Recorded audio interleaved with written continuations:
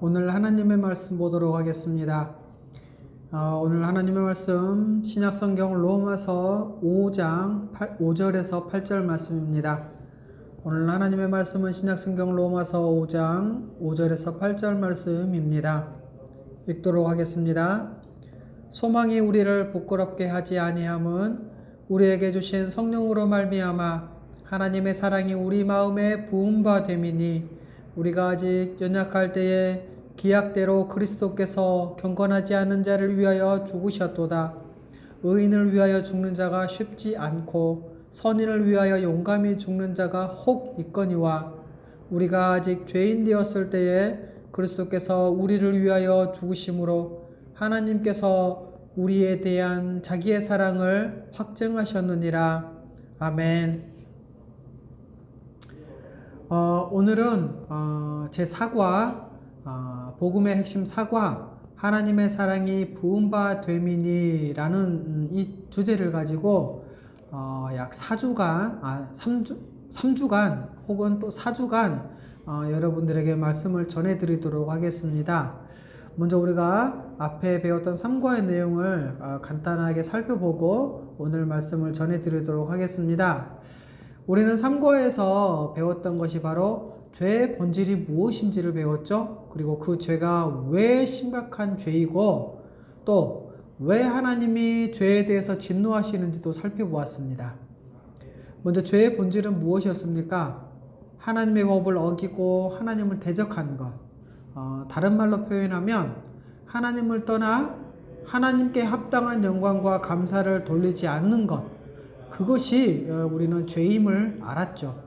그리고 이것이 가장 크고 첫째 되는 계명을 어긴 심각한 죄라는 것도 알았습니다. 그리고 그 죄의 결과는 무엇이었습니까?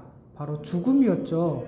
그리고 이 죄의 저주는 바로 하나님의 내버려 두심이었습니다. 그래서 순리를 영리로 쓰도록 내버려 두셨고 또 더러움과 부끄러움과 상실한 마음대로 내버려 두셨죠. 또 하나님은 죄에 대해서 진노하신다는 것도 우리는 알았습니다. 왜냐하면 하나님은 거룩하시고 의로우시기에 죄에 대해서 그냥 넘어가지 않으시고 어떠한 죄라도 아무리 작은 죄라도 그 죄에 대해서 진노하시고 심판하신다는 것입니다. 그러기에 하나님의 사랑은 우리는 거룩한 사랑이다라고 말할 수 있다고 했죠. 여러분, 하나님의 이 거룩하고 의로운 사랑 때문에 하나님은 독생자를 이 땅 가운데 보내시고 우리를 대신해서 우리 죄를 대신해서 예수 그리스도를 십자가에 매달아 하나님의 그 무서운 진노를 다 쏟아 부으심으로 하나님의 거룩하심과 의로우심을 그분의 거룩한 사랑을 나타내셨습니다. 이 내용이 바로 우리가 3과에서 배웠던 내용입니다. 자, 오늘은 제 4과 하나님의 사랑이 부은 바 됨이니 그 첫 번째 시간으로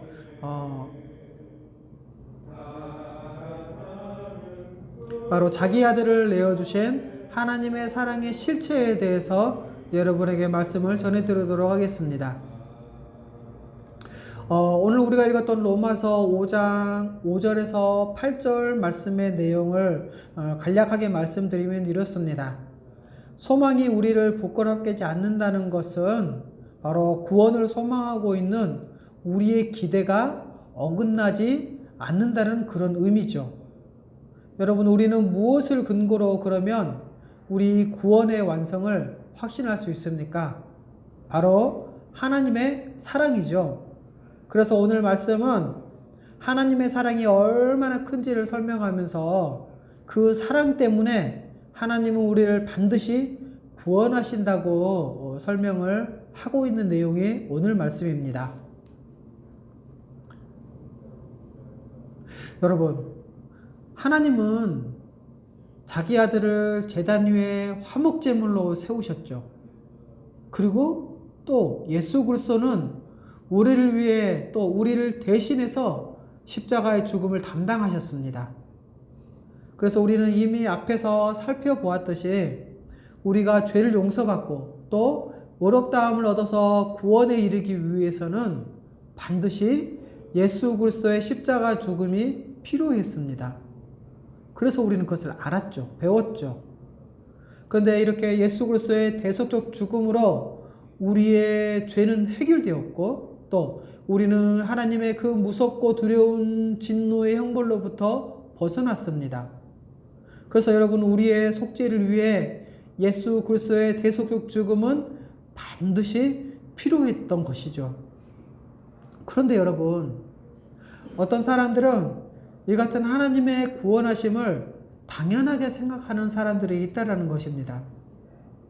하지만 우리가 분명히 알아야 할 것은, 이렇게 속죄를 위해서 우리 주 예수 그리스도께서 대신 죽으신 이 대속적 죽음이 필요하다고 해서 우리 하나님께서 우리를 구원하실 그러한 의무는 없었던 것입니다. 더군다나 자기 아들을 십자가의 죽음에 처하게 하면서까지 우리를 구원하셔야 할 그러한 책임은, 그러한 어떤 책임도 하나님에게는 없었습니다. 오히려 여러분, 우리가 우리의 무거운 죄로 말미암아서 형벌 속에서 죽는 것이 오히려 당연한 것이었죠. 그런데 어떻습니까? 하나님은 우리를 구원하시기 위해서 그 어마어마한 대가를 지불하신 것입니다. 자, 그러면 여러분, 도대체 왜 하나님은 자기 아들 예수 그리스도를 죽으시면서까지 우리를 구원하시고자 하셨을까요? 하나님은 왜 우리같이 이렇게 비천한 자를 구원하시기 위해서 그토록 큰 희생을 지불하셔야 했을까요? 왜 그렇게까지 하셔야 했을까요? 여러분, 우리가 뭐라고? 우리가 예수님을 믿은 다음에 굉장히 하나님을 위해 일한다면 모르겠는데, 우리를 돌아보면 그렇지도 않잖아요. 이렇게 부족한 자인데, 이렇게 부족한 자들인데, 어떻게? 여러분, 우리가 믿는다고 하잖아요. 그런데 믿었는데 이상한 짓도 하고, 그래서 그렇게 이상한 짓 하지 말라고 우리 하나님께서 매 순간순간마다 인도하시고 간섭하시고, 또 교회 목사와 동역자를 세우시고, 또 우리의 상황을 만들어 가시면서 우리로 하여금 온전한 자로 설 수 있도록 그렇게 돌보시는 이 일이 더 힘드실 텐데, 어떻게 처음부터 우리를 구원하시지 않으셨으면 오히려 이런 일도 없었을 텐데 왜 하나님은 그렇게 하셨냐라는 것입니다. 여러분, 이런 걸 우리가 생각해 보면, 우리가 예수님을 믿고 난 다음에 하나님을 위해서 열심히 일하는 것보다, 하나님을 위해서 일하는 것보다 오히려 하나님이 우리의 뒷지닥거리를 더 하시는 것 같다는 생각이 들지 않으십니까? 여러분, 우리는 어떤 가치도 없는 자들입니다.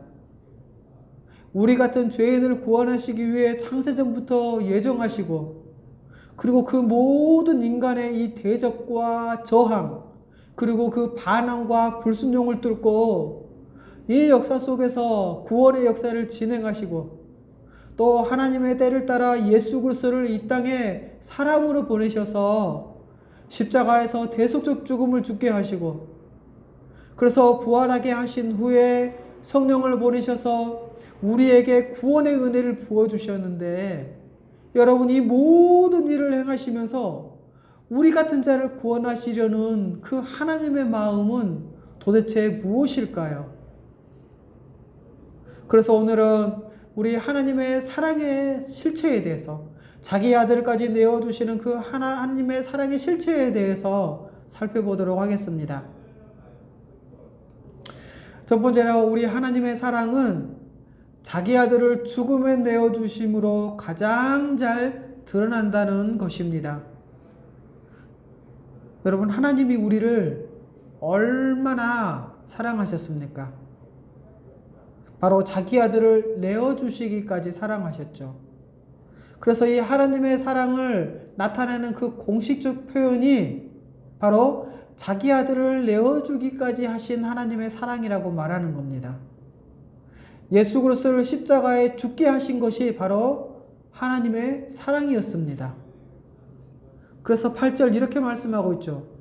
우리가 아직 죄인 되었을 때에 그리스도께서 우리를 위하여 죽으심으로 하나님께서 우리에 대한 자기의 사랑을 확증하셨느니라.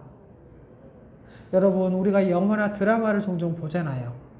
그런데 이 영화나 드라마에서 친구를 위해 대신 죽는 그러한 장면들이 가끔 나오는데, 그러한 장면들을 보면 사람들이 감동하기도 하죠. 감동받기도 합니다. 그런데 여러분, 자기에게 죄를 지은 사람이나 원수된 자를 위해서 그렇게 할 수 있을까요? 여러분, 이 세상에 악인을 위해 죽는 자가 있겠습니까?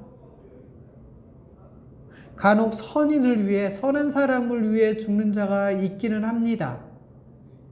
자, 그러나, 그리고 또, 자기에게 유익을 끼치거나, 또 혹은 부모나 자식, 또는 친구를 위해 죽을 수는 있어도, 여러분, 죄인을 위해서, 원수된 자를 위해서 죽는 자는 없다라는 것이죠. 그래서 우리가 읽었던 로마서 5장 7절 말씀에는 의인을 위하여 죽는 자가 쉽지 않고 선인을 위하여 용감히 죽는 자가 혹 있거니와 라고 말씀하고 있죠. 그런데 여러분, 죄인을 위해 또 원수된 자를 위해 죽는 자는 없다라는 것입니다. 그런데 우리 주 예수 그리스도께서 그렇게 하셨다라는 것이죠. 그래서 여러분, 성경에서 하나님의 사랑을 얘기할 때 가장 핵심적으로 쓰는 표현은 바로 하나님이 우리를 위해 예수 그리스도를 내어주셨다. 자기 아들 예수 그리스도를 내어주셨다라는 표현입니다. 그래서 여러분, 우리는 지금까지 이것을 통해서 하나님의 사랑을 알아온 것이죠. 하나님께서 우리를 사랑하셔서 그 아들을 십자가에 죽도록 내어주셨습니다, 여러분. 그렇게 함으로써 하나님께서는 우리를 향한 자기의 사랑을 확증하셨죠. 여러분, 여기서 확증하다라는 말은요, 실제로 또 행동으로 나타내 보인 것을 말합니다. 확연히 드러내어 나타내신 것이 바로 확증하다는 말이죠. 여러분, 이제 모든 사람이 예수 그리스도의 십자가의 죽음을 보고 하나님이 얼마나 사랑하시는지 알게 되는 것입니다. 이것이 바로 성경에서 하나님의 사랑을 말하는 방식이지요. 그런데 여러분, 예수 그리스도가 우리를 위해 죽으신 것이 왜 하나님의 사랑의 확증일까요? 8절 말씀에 이렇게 말씀하고 있죠. 우리가 아직 죄인 되었을 때, 언제요? 죄인 되었을 때요. 우리가 아직 죄인 되었을 때 그리스도께서 우리를 위하여 죽으셨다라는 겁니다. 그래서 8절에서 하나님의 사랑을 두 가지 방식, 두 가지 차원에서 설명을 합니다. 첫 번째는 뭐냐? 하나님은 우리가 하나님을 대적하는 죄인임에도 불구하고 우리를 사랑하셨다는 것이죠. 다시 말씀드리겠습니다. 8절에서는 하나님의 사랑을 두 가지 방식, 두 가지 차원에서 설명하는데, 그 첫 번째가 하나님은 우리가 하나님을 대적하는 죄인임에도 불구하고 우리를 사랑하셨다는 것입니다. 하나님이 사랑하는 그 사랑의 대상이 사랑받을 만한 가치가 있어요? 아니요. 없다라는 것이죠. 이게 첫 번째 방식의 설명입니다. 하나님의 사랑에 대한 설명입니다. 또 두 번째는 뭐냐? 하나님은 우리 같은 죄인을 대신해서 사랑하는 자기 아들 독생자 예수 그리스도를 십자가 죽음에 내어주셨다는 것이죠. 이것이 바로 하나님의 사랑의 두 번째 방식, 설명의 방식이라는 겁니다. 바로 하나님은 사랑하는 자기 아들을 이 죄를 위해서 십자가에 죽게 내어주는 것, 이 사랑을 위해 치른 그 희생의 크기가 얼마나 큽니까? 그래서 하나님의 사랑의 크기에 대한 이 두 가지 차원의 증명 방식이 있어요. 앞에서 설명했던 겁니다. 바로 사랑하는 대상이 어떤 존재인가 하는 차원이죠. 이것은 바로 사랑하는 대상의 무가치함의 크기입니다. 그리고 그 두 번째는 뭐냐? 그 사랑을 실천하기 위해 지불해야 할 대가가 어느 정도인가 하는 것인데요. 바로 사랑을 위해 치른 그 희생의 크기이죠. 이 두 차원을 동시에 생각해야 한다는 것입니다. 그래서 하나님의 사랑의 크기는 이 두 간격이 크면 클수록 그 하나님의 사랑의 크기도 더 크다는 것을 우리는 알 수 있는 것이죠. 그래서 여러분, 우리의 신앙의 선배들에게 나타나는 공통점이 있다고 합니다. 그것이 뭐냐면요, 신앙이 성숙하면 성숙할수록, 신앙이 크면 클수록 자기의 죄의 크기는 더 크게 느껴진다는 겁니다. 이것은 바로 하나님께 더 가까이 간다는 것이죠. 하나님의 영광의 빛에 자신을 더 노출시킨다는 의미입니다. 그럴 때 하나님의 영광을 보고 즐거움도 느끼죠. 그런데 그뿐만 아니라 자기의 죄의 실상도 보게 된다는 것이죠. 그래서 여러분, 신자들은 다른 사람의 죄는 작게 보이고요, 자기의 죄는 크게 보인다는 것입니다. 여러분은 어떠십니까?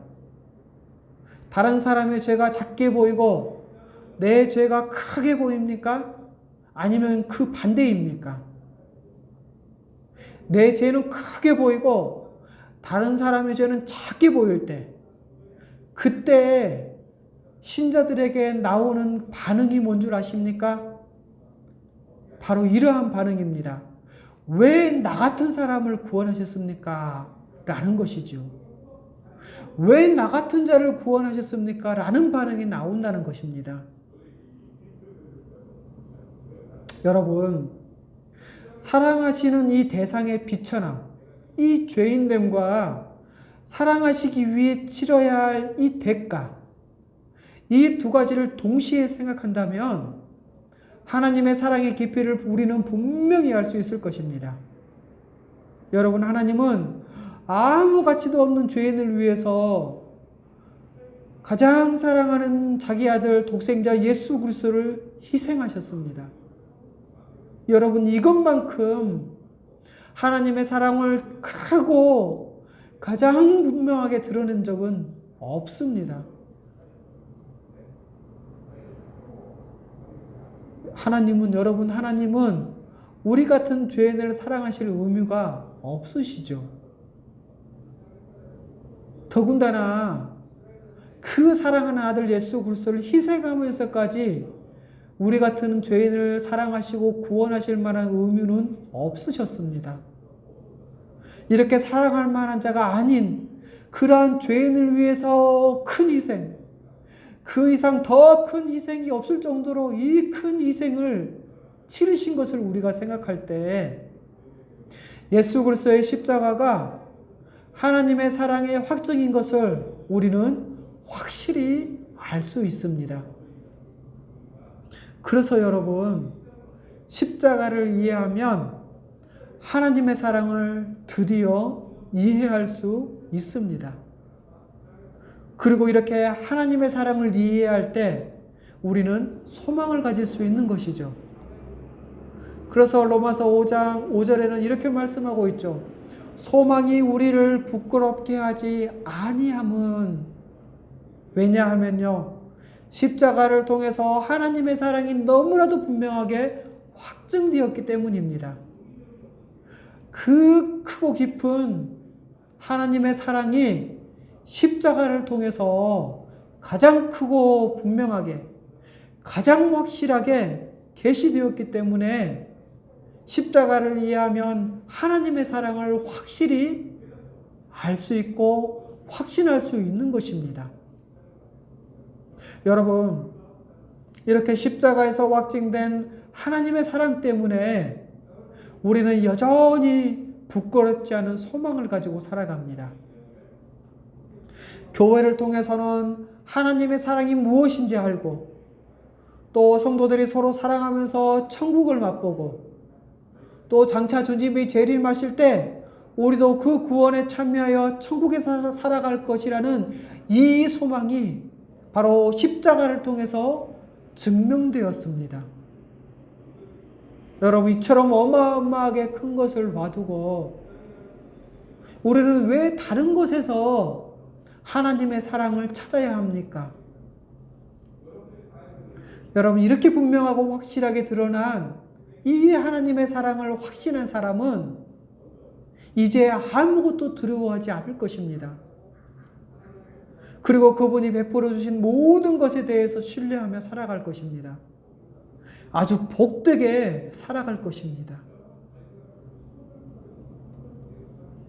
그런데 여러분, 하나님의 사랑을 알고자 할 때 종종 감정적으로 또는 신비주의적으로 접근하는 사람들이 있죠.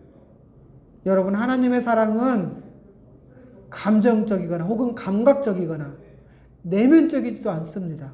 또 신비주의적이지도 않죠. 여러분, 하나님의 사랑은 실제적입니다. 우리가 살아가는 이 역사 속에서 실제로 행해진 하나의 구체적인 사건, 그 구체적인 사건 속에서 나타났다라는 것이죠. 그것이 무엇입니까? 바로 십자가입니다. 그래서 로마서 8장 32절 이렇게 말씀하고 있죠.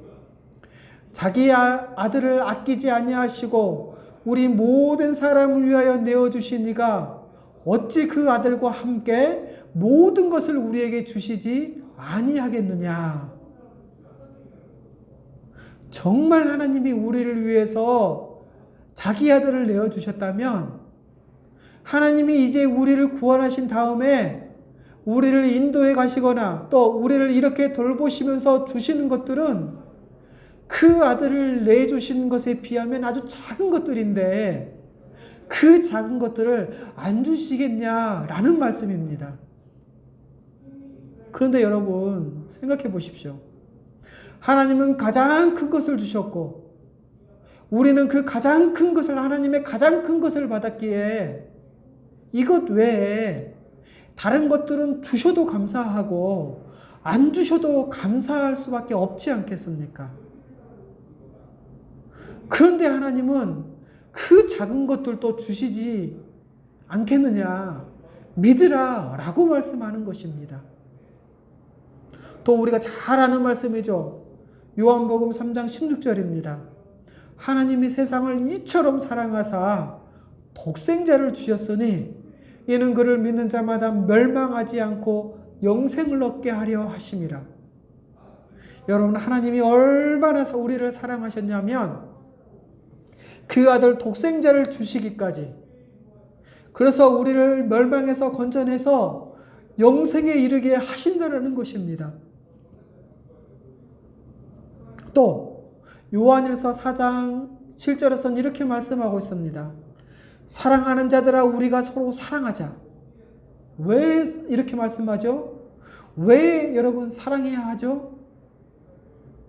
왜 사랑해야 되는지 그 다음 말씀에 나오는데요. 여러분, 그 말씀이 너무도 큽니다.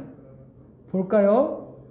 사랑은 하나님께 속한 것이니 사랑하는 자마다 하나님께로부터 나서 하나님을 알고 사랑하지 아니하는 자는 하나님을 알지 못하나니 이는 하나님은 사랑이심이라. 하나님의 사랑이 우리에게 이렇게 나타난 바 되었으니 하나님이 자기의 독생자를 세상에 보내심은 그로 말미암아 우리를 살리려 하심이라. 사랑은 여기 있으니 우리가 하나님을 사랑한 것이 아니요 하나님이 우리를 사랑하사 우리 죄를 속하기 위하여 화목제물로 그 아들을 보내셨음이라. 사랑하는 자들아, 하나님이 이같이 우리를 사랑하셨은즉 우리도 서로 사랑하는 것이 마땅하도다. 여러분, 왜 서로 사랑해야 하는지. 사랑하는 자는 하나님께 난 자, 거듭난 자, 하나님에 의해서 새 생명을 얻은 자가 맞다라는 것입니다. 그래서 왜 사랑해야 됩니까? 하나님은 사랑이시기 때문에. 그래서 사랑하지 않는다면 그는 하나님을 알지 못한 자요, 하나님이 그 안에 있지 않는 자다라고 말하는 것입니다. 그래서 12절 이렇게 말씀하고 있죠. 어느 때나 하나님을 본 사람이 없으되 만일 우리가 서로 사랑하면 하나님이 우리 안에 거하시고 그의 사랑이 우리 안에 온전히 이루어지느니라. 아멘. 여러분, 하나님의 사랑이 분명히 드러난 사건은 바로 우리를 위해 하나님의 아들이신 예수 그리스도께서 십자가에서 대신 죽으신 그 십자가 대속 사건입니다. 그래서 여러분, 우리가 그리스도의 십자가를 안다면 그것은 곧 하나님의 사랑이 얼마나 큰지, 그 하나님의 사랑이 어떠한지 알고, 그리고 이제 사랑하는 자로, 서로 사랑하는 자로, 서로 사랑하며 섬기는 자로 살아갈 것입니다. 그래서 두 번째, 앞에서 말씀드렸던 내용을 정리하자면 결론은 이렇습니다. 하나님은 사랑이시라. 여러분, 하나님은 사랑이시라.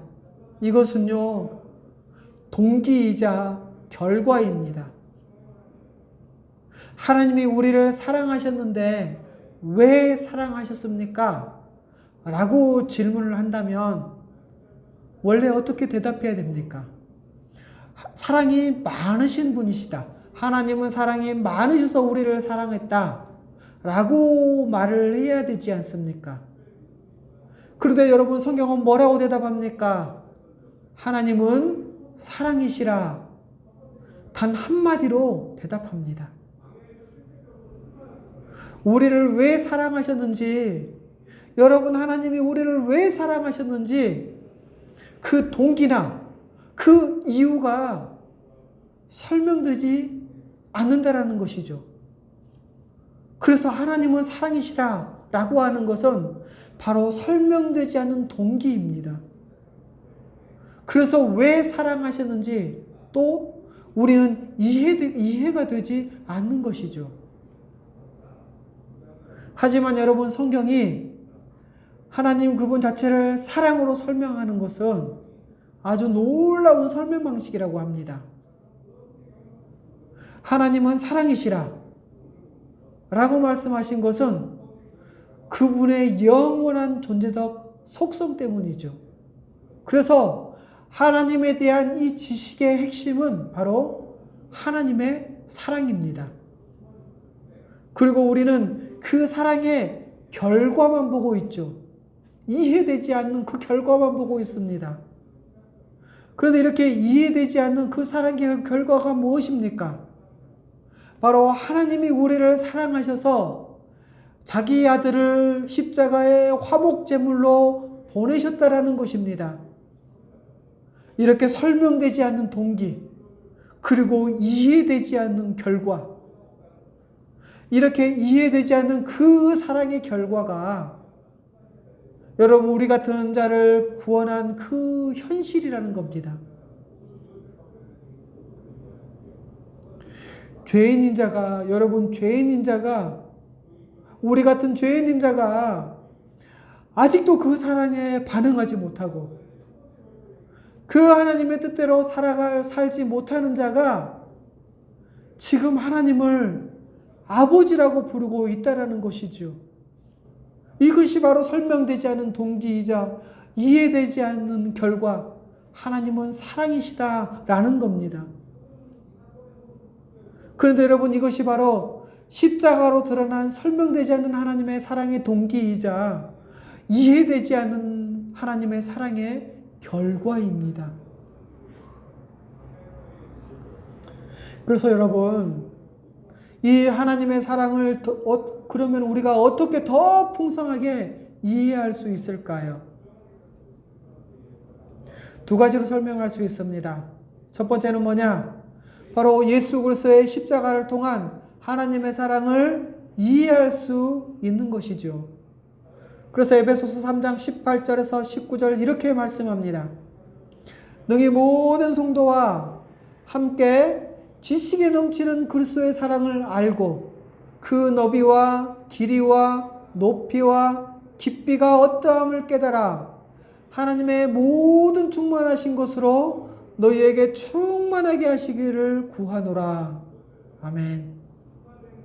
여러분, 이 말씀은 성도와 교회가 알 수 있는 말씀입니다. 교회 안에서 서로 사랑을 실천하고 함께 하나님을 예배하면서 알 수 있습니다. 그러나 항상 지식에 넘치죠. 이 항상 지식에 넘친다는 이 원어의 의미는 사람들이 생각하는 그 지식의 어떤 기준, 이 정도면 되겠지 라고 생각하는 그 기준, 그 생각, 그것을 뛰어넘는다는 말입니다. 그래서 여러분, 교회는 사람들이 일반적으로 생각하는 그 지식의 수준이나 이해의 수준을 초월한 사랑을 하는 공동체입니다. 그것이 교회라는 것이죠. 여러분, 우리 교회는 어떻습니까? 여러분, 교회는 서로 사랑하면서 주님의 사랑을 점점 말아갑니다. 십자가에 나타난 그리스도의 사랑을 더 알아가는 거죠. 그리고 그 사랑을 더 알아가기에 하나님의 모든 충만하심을 누리며 살아가는 것입니다. 이것이 바로 교회라는 것이죠. 또 하나님의 사랑을 더 풍성하게 이해할 수 있는 그 두 번째 방식은 바로 구속사 전체를 통한 하나님의 사랑을 이해할 수 있다는 것입니다. 그런데 여러분, 우리의 지식과 이해력은 너무나 부족하잖아요. 이렇게 우리의 지식과 부족한 이해력, 그것 때문에 우리는 하나님의 사랑을 좀 더 넓은 관점에서 살펴볼 필요가 있습니다. 그래서 우리는 신구약 전체를 관통하는 이 하나님의 구속사에 나타난 하나님의 사랑을 통해 예수 그리스도의 십자가 죽으심이 확증된 그 하나님의 사랑을 더 잘 이해할 수 있을 것입니다.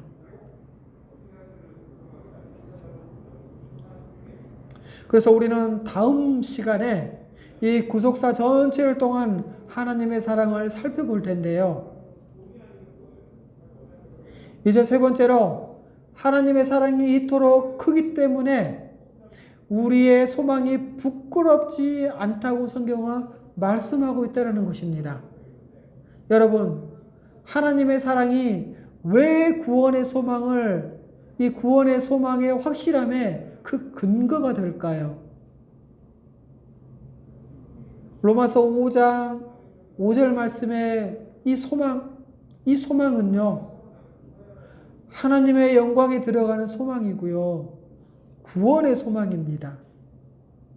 여러분, 이 소망이 우리를 부끄럽게 하지 않는다는 것은 바로 구원의 소망이 반드시 실현될 것을 말하기 때문에 5절 말씀에는 소망이 우리를 부끄럽게 하지 않는다고 말씀하고 있는 것이지요. 여러분, 그 소망 때문에 우리는 이 땅에서 핍박을 당하고 환난을 당해도 그 모든 것들을 감수합니다.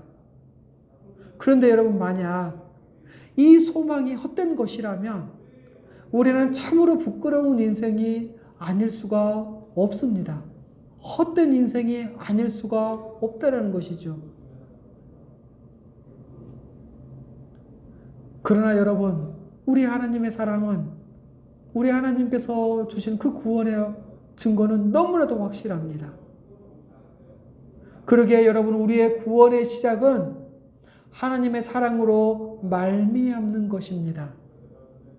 더 큰 사랑을 상상할 수 없을 정도로 예수 그리스도의 그 대속적 죽음으로 하나님의 사랑이 얼마나 크고 풍성한지 드러났습니다. 자기 아들까지 죽음에 내어주기까지 우리를 사랑하신 그 하나님의 사랑이 어찌 우리의 이 구원을 완성하지 않고 중간에 버리시겠습니까? 여러분, 하나님의 구원하심은 어떤 취미생활이나 변덕스러운 그러한 결정에 의해서 이루어진 것이 아닙니다. 하나님의 구원하심은 참되고 크신 사랑에서 이루어진 것입니다. 그 사랑이 크고 또 불변하고 신실한 하나님의 사랑이기에 여러분, 우리의 구원은 사라지거나 취소되지 않습니다.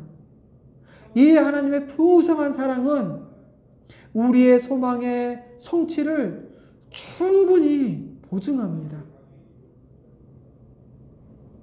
여러분, 우리를 사랑하시는 이 하나님께서 우리를 구원하시기 위해 자기 아들 예수 그리스도를 십자가의 죽음에 내어주셨죠.